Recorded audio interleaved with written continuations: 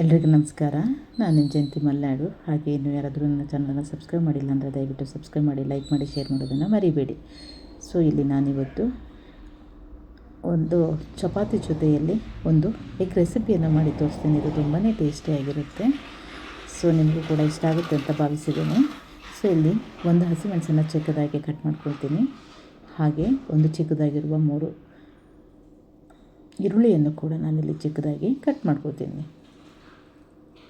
So ಈರುಳ್ಳಿಯನ್ನು ಚಿಕ್ಕದಾಗಿ cut ಮಾಡ್ಕೊಂಡಾದ್ಮೇಲೆ ಅದು ಸ್ವಲ್ಪ ಸ್ಪ್ರಿಂಗ್ ಆನಿಯನ್ನು, ಕೊತ್ತಂಬರಿ ಸೊಪ್ಪನ್ನು ಕೂಡ ಇಲ್ಲಿ ನಾನು ಹಾಗೆ ಕಟ್ ಮಾಡ್ಕೊಳ್ತೀನಿ. ಹಾಗೆ ಒಂದು ಟೊಮೊಟೊವನ್ನು ಕೂಡ ಇಲ್ಲಿ, ಸೊ ಈರುಳ್ಳಿ ಕೂಡ ನಾನಿಲ್ಲಿ ಕಟ್ ಮಾಡಿ ಹಾಕ್ಕೊಂಡಿದ್ದೀನಿ.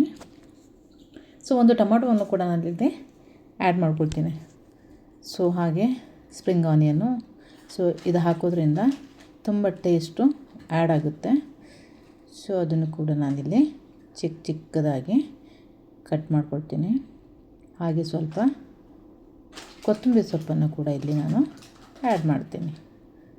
ಸೊ ಇದೆಲ್ಲ ಆ್ಯಡ್ ಮಾಡಿದ್ದಾದಮೇಲೆ ಟೊಮೊಟೊವನ್ನು ಕೂಡ ನಾನಿಲ್ಲಿ ಚಿಕ್ಕದಾಗಿ ಕಟ್ ಮಾಡ್ಕೊಳ್ತೀನಿ.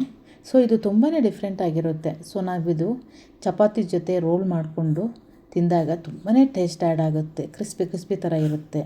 ಸೊ ಟೊಮೊಟೊ, ಈರುಳ್ಳಿ, ಆಮೇಲೆ ಕೊತ್ತಂಬರಿ ಎಲ್ಲ ಆ್ಯಡ್ ಮಾಡಿದ್ಮೇಲೆ ನಾವು ಇದಕ್ಕೆ ಒಂದು 5 ಮೊಟ್ಟೆಯನ್ನು ಕೂಡ ನಾನಿಲ್ಲಿ ಹಾಕ್ಕೊಳ್ಳಲಿದ್ದೇನೆ.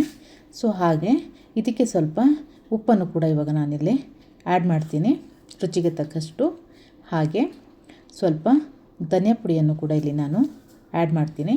ಹಾಗೆ ಒಂದು 1/4 ಚಮಚದಷ್ಟು ಜೀರಿಗೆ ಪುಡಿಯನ್ನು ಕೂಡ ಇಲ್ಲಿ ನಾನು ಆ್ಯಡ್ ಮಾಡ್ಕೊಂಡಿದ್ದೀನಿ, ಸ್ವಲ್ಪ ಅರಿಶಿನ. ಸೊ ಇದಾದಮೇಲೆ ನಾನು ಮೊಟ್ಟೆಯನ್ನು ಎಲ್ಲದನ್ನು ಕೂಡ ಇಲ್ಲಿ ಓಪನ್ ಮಾಡಿ ಹಾಕ್ಕೊಳ್ತೀನಿ. ಒಂದು 5 ಮೊಟ್ಟೆ ಹಾಕ್ಕೊಳ್ತಾ ಇದ್ದೀನಿ. ಸೊ ಇದು ತುಂಬಾ ಟೇಸ್ಟಿಯಾಗಿರುತ್ತೆ. ಸೊ ಇವಾಗ 5 ಮೊಟ್ಟೆ ನಾನು ಹಾಕ್ಕೊಂಡಾದ್ಮೇಲೆ ಇದನ್ನು ಚೆನ್ನಾಗಿ ನಾವು ಮಿಕ್ಸ್ ಮಾಡ್ಕೋಬೇಕು. ಮಿಕ್ಸ್ ಮಾಡಿಕೊಂಡು ನಾವು ಒಂದು 5ರಿಂದ 6 ನಿಮಿಷ ಆದರೂ ನಾವು ಹಾಗೆ ಇಟ್ಟು, ಅದಾದಮೇಲೆ ನಾವು ಇದನ್ನು ತವದಲ್ಲಿ ಹಾಕ್ಕೊಂಡು ಬೇಯಿಸ್ಕೋಬೇಕಾಗಿ ಬರುತ್ತೆ. ಸೊ ಇವಾಗ ನಾನು ಮೊಟ್ಟೆ ಎಲ್ಲ ಹಾಕ್ಕೊಂಡಿದ್ದೀನಿ. ಇವಾಗ ನೀಟಾಗಿ ಮಿಕ್ಸ್ ಮಾಡ್ಕೊಳ್ತೀನಿ. ಸೊ ನಾವು ಈ ಥರ ಆಗಿ ನೀಟಾಗಿ ಇದನ್ನು ಮಿಕ್ಸ್ ಮಾಡ್ಕೋಬೇಕು. ಸೊ ಮಿಕ್ಸ್ ಮಾಡ್ಕೊಂಡ್ಮೇಲೆ ನಾನು ಇದನ್ನು ಹಾಗೆ 5ರಿಂದ 6 ನಿಮಿಷ ಇಟ್ಬಿಟ್ಟು, ಸೊ ಅದಾದಮೇಲೆ ಇದನ್ನು ತವದಲ್ಲಿ ನಾನಿವಾಗ ದೋಸೆ ಮಾಡಿಕೊಂಡು ಚಪಾತಿ ಜೊತೆಯಲ್ಲಿ ರೋಲ್ ಮಾಡ್ಕೊಳ್ತೀನಿ. ಸೊ ಇದು ತುಂಬ ಟೇಸ್ಟಿಯಾಗಿರುತ್ತೆ. ಸೊ ಒಂದು ಚಪಾತಿಗೆ ಇದು ಒಂದು 3 ಚಪಾತಿಗೆ ನೀವು ಒಂದು 5 ಮೊಟ್ಟೆ ಹಾಕ್ಕೊಂಡಾಗ ತುಂಬಾ ಚೆನ್ನಾಗಿರುತ್ತೆ. ಸೊ ತಿನ್ನಲಿಕ್ಕೆ ಕೂಡ ಚೆನ್ನಾಗಿರುತ್ತೆ, ಈಸಿಯಾಗಿ ಕೂಡ ನಾವು ಮಾಡ್ಕೋಬೋದು. ನಾನು ನಿನ್ನೆ ಸಂಜೆ ಮಾಡಿರೋದು 3 ಚಪಾತಿ ಉಳಿದಿತ್ತು. ಸೊ ಅದಕ್ಕೋಸ್ಕರ ಇವಾಗ ಬೆಳಗ್ಗೆ ನಾನು ಸಂಡೇ ಆಗಿರೋದ್ರಿಂದ ಇದನ್ನು ಈಸಿಯಾಗಿ ಮಾಡಿ ಬ್ರೇಕ್ಫಾಸ್ಟನ್ನು ಮುಗಿಸ್ಕೊಳ್ತಾ ಇದ್ದೇನೆ. ಈ ಥರ ನಾವು ಎಣ್ಣೆನ ಹಾಕ್ಕೊಂಡು ಸ್ಪ್ರೆಡ್ ಮಾಡ್ಕೋಬೇಕು.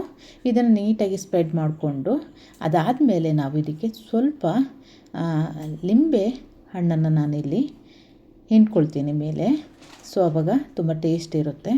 ಸೊ ಇವಾಗ ಒಂದು ಅರ್ಧ ಬೆಂದಾಗಿದೆ. ಸ್ವಲ್ಪ ಲಿಂಬೆಹಣ್ಣನ್ನು ಕೂಡ ನಾನಿಲ್ಲಿ ಹಾಕ್ಕೊಂಡು ಇನ್ನೊಂದು ಸೈಡಲ್ಲಿ ನಾನು ಇದನ್ನು ಬೇಯಿಸ್ಕೋತೀನಿ. ಇದು ನಿಧಾನ ಉರಿಯಲ್ಲಿ ನೀವು ಬೇಯಿಸ್ಕೋಬೇಕಾಗಿ ಬರುತ್ತೆ. ನೀವು ಒಂದ್ಸರಿ ಈ ಥರ ಮಾಡಿ ನೋಡಿ, ಎಷ್ಟು ಕ್ರಿಸ್ಪಿಯಾಗಿ ಎಷ್ಟು ಟೇಸ್ಟಾಗಿರುತ್ತೆ ಅಂಥೇಳಿ.